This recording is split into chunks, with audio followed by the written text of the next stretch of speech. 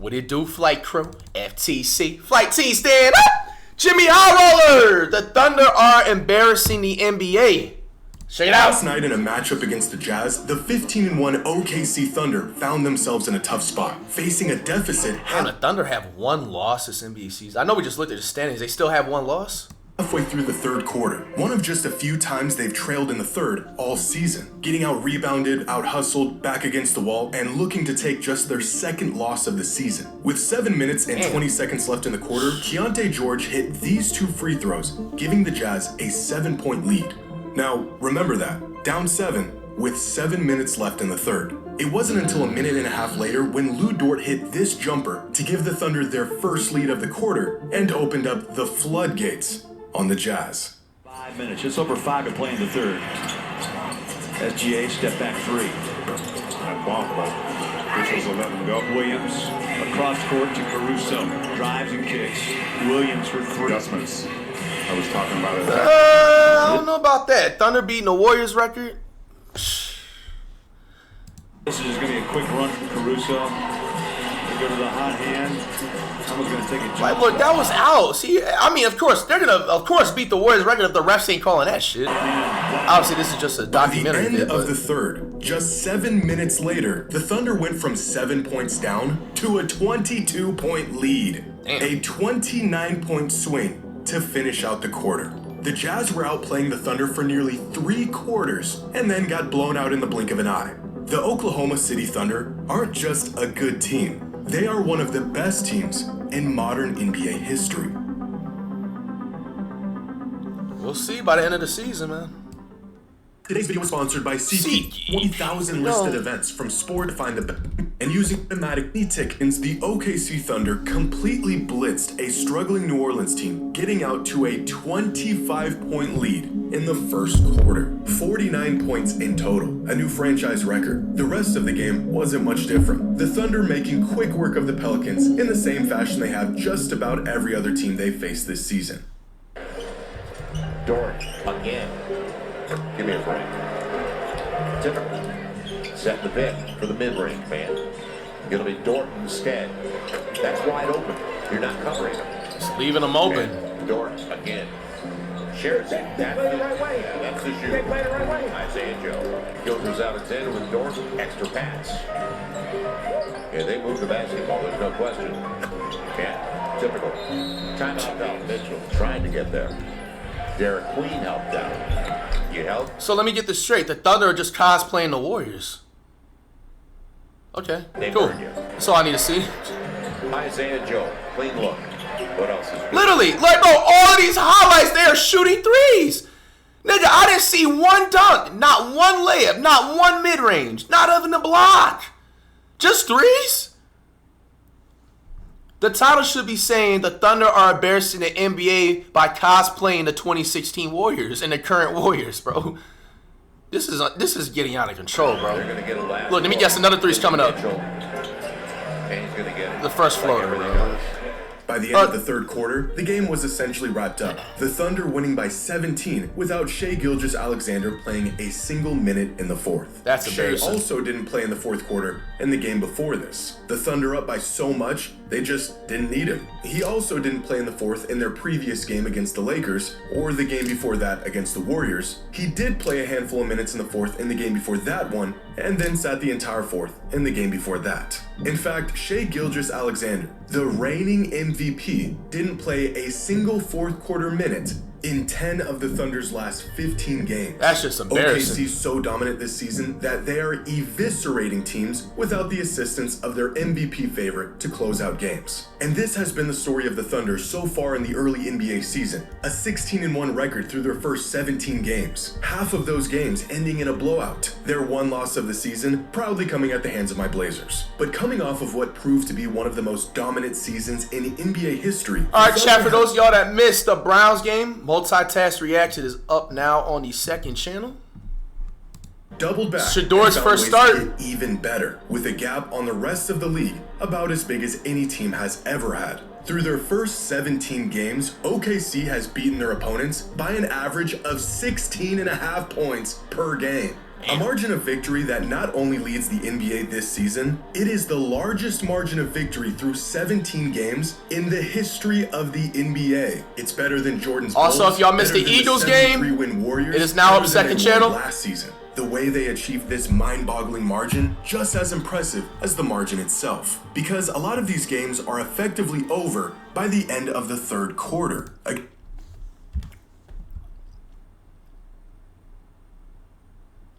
That's crazy. They're literally two slots ahead of the 2016 Warriors. Because a lot of these games are effectively over. Then the 2022. Bro, I forgot the Sixers actually had a 2012 At the season. end of the third quarter. Was that the season they had Andre Miller? Elite ball knowledge reaction. Against the Hornets, they were up by 17. Going Andre Miller and Iguodala low-key was a little... Obviously, Iverson was a better, but...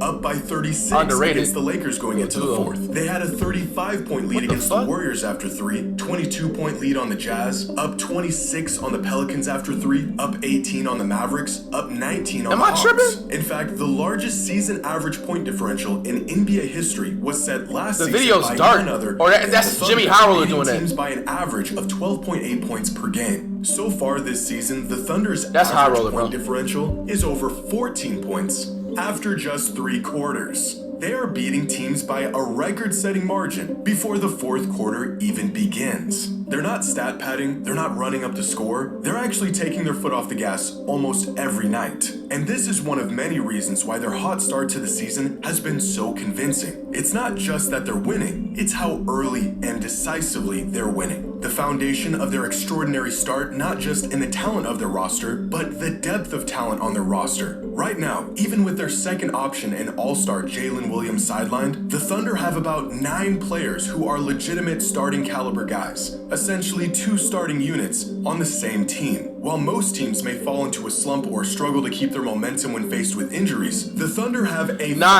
He put a filter on the video. That's why it was like, because I wasn't seeing if it was my monitor that was tripping or not. Quality players who can I'm actually fill the sober gaps right now. at any Big moment's sober. notice. But their 16-1 record, as good as it is, doesn't quite capture just how big the disparity is between them and their opponents. There's a handful of teams around the league right now that are exceeding expectations as title contenders. The Spurs, Lakers, Rockets, Nuggets, and Pistons. Now, all of these contending teams have good records, but not all wins are built the same. Despite having the same record, the Celtics have outscored their opponents by far more than the Bucks have. The Lakers have the 4th best record in the NBA, but only the 14th best point differential. But it is the Rockets and the Nuggets who have outplayed their opponents more than any other team in the league this season. The Rockets with a point differential of plus 146 and the Nuggets with a plus 165. But of course, there's the OKC Thunder, who have outscored their opponents by a record-breaking 277 points this season. Damn. A mile ahead of the next best team and the whole entire league. The Thunder are not just winning games. They are running teams off the court.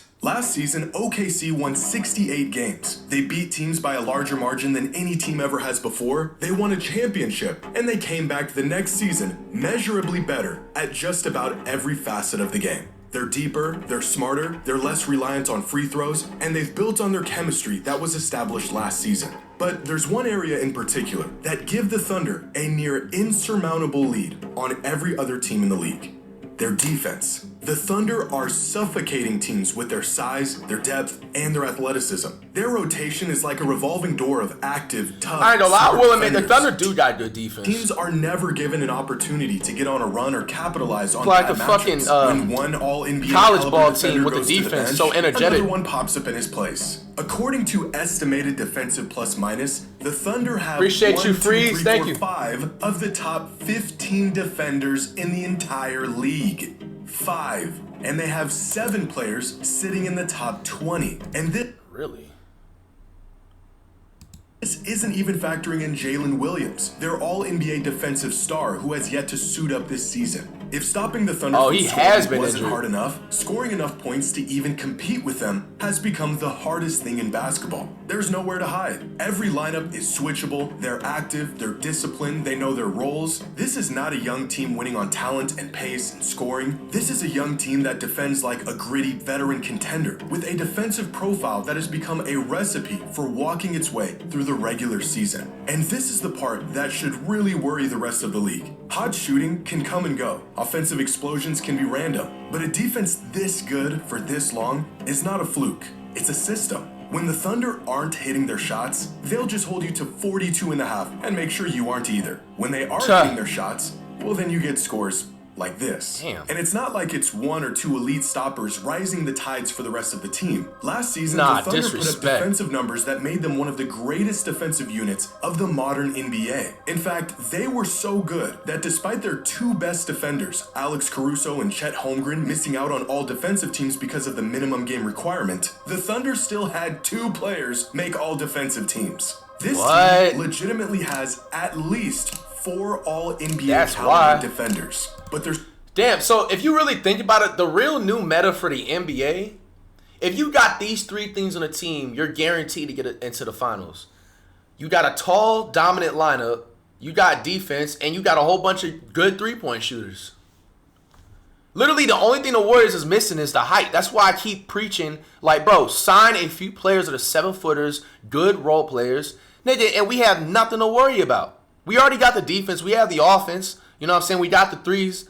But it's like the defense is like it's coming and going this year. There's one metric that pretty much sums up the historic nature of what the Oklahoma City Thunder are doing on defense right now. Relative defensive rating. How many points do the Thunder give up compared to the league average? It's a metric we can use for comparing defenses across completely different eras without getting lost in pace, rules, and style of play. And the Thunder aren't just good. They are putting together the single best defensive season in NBA history. Wow. League average defense this year sits at about 115.5 points allowed per 100 possessions. OKC is at 104.1.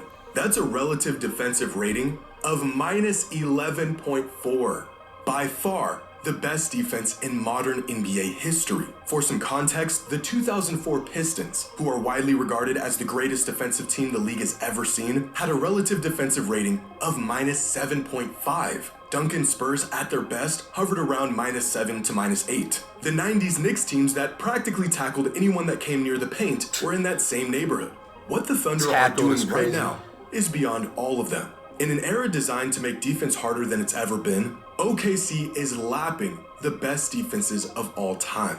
Now, all of this stuff, the defense, the scoring, the depth, it's all great indication that this Thunder team is on a crash course with history. However, we are looking at a 16-game sample size. Not quite enough games to assume how this team will fare over the course of an entire season. If that were the case, then a 15-1 record or a 93.8% win rate has them on pace for about 77 wins this season. Of course, we know that's not how this works. Injuries can happen, bad streaks happen, schedules get tougher. But there is a metric by Cleaning the Glass called expected wins that attempts to factor all of this in and project how many games a team will win over the course of a season, not based on how many games they've won, but based on the quality of the team itself. When Golden State went on their historic 24-0 start to the season in 2015, this metric was spot on when it projected the Warriors would end the season with about 73 wins, the highest projected total for any team over the last 2 decades. The projected win total for the OKC Thunder this season?